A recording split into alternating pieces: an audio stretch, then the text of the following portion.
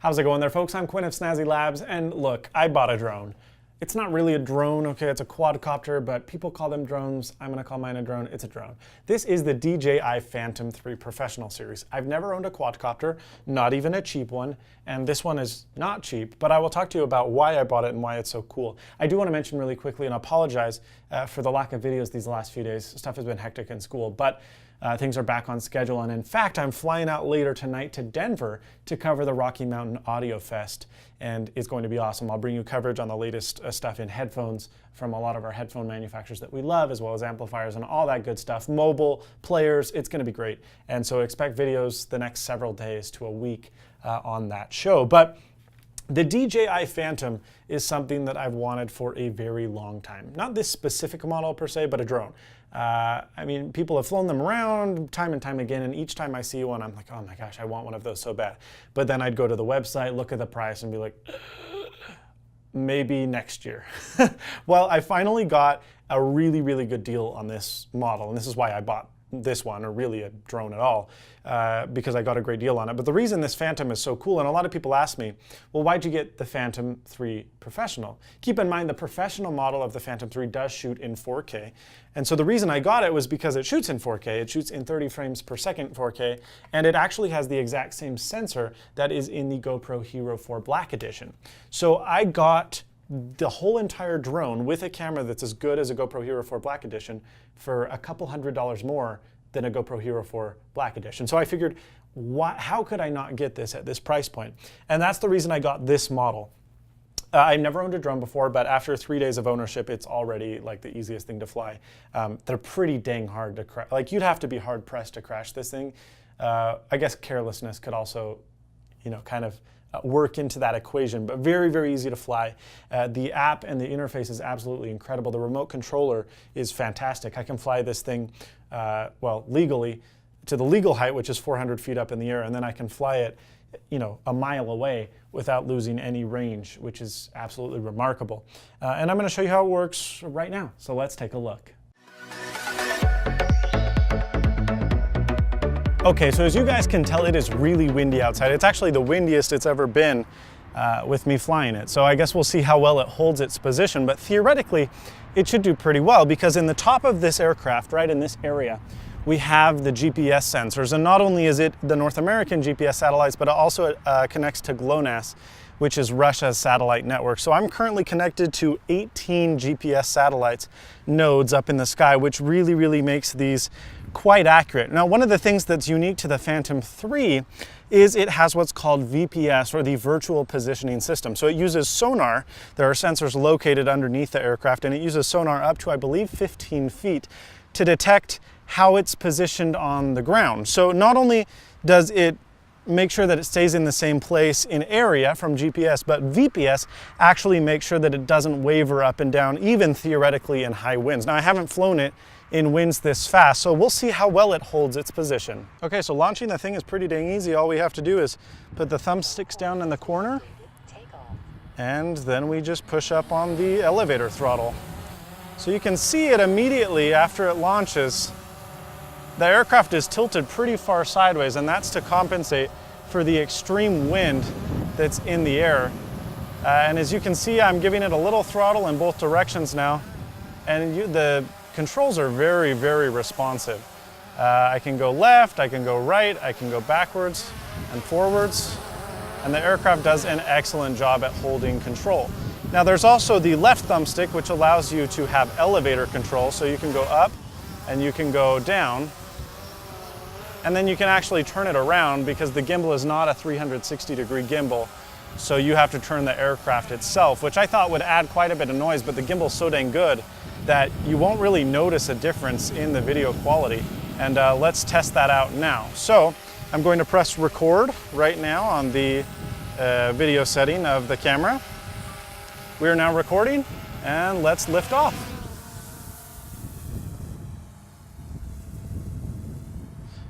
So you can see it looks really, really nice. I can slowly spin the aircraft in order to get these crispy pans. I'm spinning a little bit fast, and there's going to be a little bit of shake, I can tell in the video, because of the really high winds, but honestly, it's really, really good. which is really impressive and nice to see. Now, not only can you do that, but you also have control of the gimbal. So I can pull the gimbal downwards and also push it upwards, which is pretty dang cool. So you can do vertical pans. And then there's a button on the back of the controller that allows you to flip the camera in either direction really quickly. So I can flip it towards the ground or flip it away from the ground, and it does a really, really nice job. The cool thing about it is it allows me to see everything that the camera sees because of the latest, and this is also unique to the Phantom 3, there is a control, there's a system called Light Bridge, and this is what's connected into my phone. So it transmits 720p video at 60 frames per second to the iPad controller, which is really, really impressive. And again, I'm up in the sky, I can turn around to make sure I'm in the right direction. You always want the aircraft facing the back towards you to make it easiest to control, and then you just fly it. And the thing hauls. I mean, it'll go 35 miles an hour, I believe, and it has an incredibly long range. So that was a really, really hard turn, and you can see the video still stays pretty dang stable. Okay, so I now have the camera facing towards me, and I want to show you how good this gimbal is. Now, I didn't mention this, but there's a lot of, drone is a word that's kind of used loosely. They're more quadcopters because they're still controlled. They're not fully autonomous. They don't fly themselves.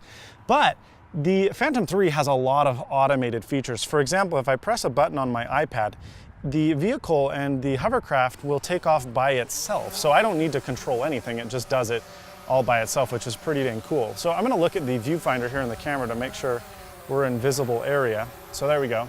So you can see the aircraft, there is a lot of wind because you can see the gimbal's flat, but the aircraft is tilted pretty severely. And it's pretty amazing that it holds its position as well as it does. I bet winds right now are 25 miles an hour, so it is really windy. Now, if I press right, the gimbal will go right. If I press it left, it will go left.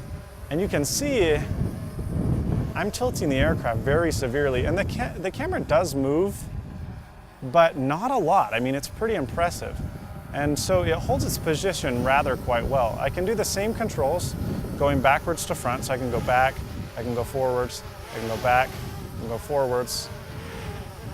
And the camera shakes a little bit, but not that much, especially with minor movements like this. The gimbal is like smooth as butter.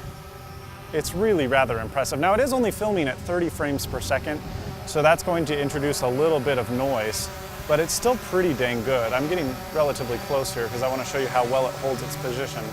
Let me go up a little bit more. And we'll fly it right into the center of the frame. So it does a pretty nice job at staying in place. This wind is just howling. And I will tell you that when there is no wind, it stays perfectly still. So we can turn the aircraft around and move it back forwards. And let's go forward again. So it really just is really, really good. The whole, I mean, everything is really excellent. The way the camera pans, the way the aircraft pans, it's just really, really nice. Okay, so I just wanted to show you really quickly that I am up in the sky. I'm 396 feet in the air, which is as high, pretty much 400 feet is as high as you can legally fly by the FAA. I'm also 228 feet away from my position right now. Now, let's say, and this is not an ideal situation, but let's say you lost control of the aircraft or you lost radio signal. There's a fail-safe called return to home, and the aircraft will actually fly right back to you. It's also good for inexperienced flyers, and really you should learn how to fly. Even just in a day of flying, I'm able to manage the aircraft very easily and land it with ease. But I just want to show you this feature. So if I press here on the app, this button 2 times, the aircraft actually gets the indication that it's time to come home. So it will turn around and it flies exactly to the GPS location that it needs to go. It flies up to a set altitude by stock of 60 meters, which is just enough height that it doesn't crash into anything. But for me, it's, we're 400 feet up in the air, so that's not really so much an issue. But we do want the aircraft to come back to our position. So it's now above us and it is now landing. I can tilt the camera towards the ground so you can see exactly what I'm seeing from above. Well, I guess I'm seeing it from the ground. You're seeing it from above. and let's see how closely it lands in the position from which it launched. It usually does pretty well. I've had places where it lands exactly in the same spot and some places where it's a few feet off. I'm actually in an area that has a bunch of radio towers, and then the wind is at extreme signal. So I'm not sure it will land as exactly smoothly as it usually does, but nonetheless, let's try and test this thing out. So I'm gonna press record on my regular video camera because it looks like it's about 10 feet off of where it landed, but still pretty dang good. And let's see how it lands. So you can see the ground, I can see the ground. I'll flip the camera now so you can see a little more vertically. And you can see that here on my camera, it's landing and it bounces a couple times, but there we go. It's landed perfectly. So it's great for inexperienced flyers who either lose control of their aircraft, lose radio signal with their aircraft, and or just don't know how to fly at home. So that is the return to home feature from DJI.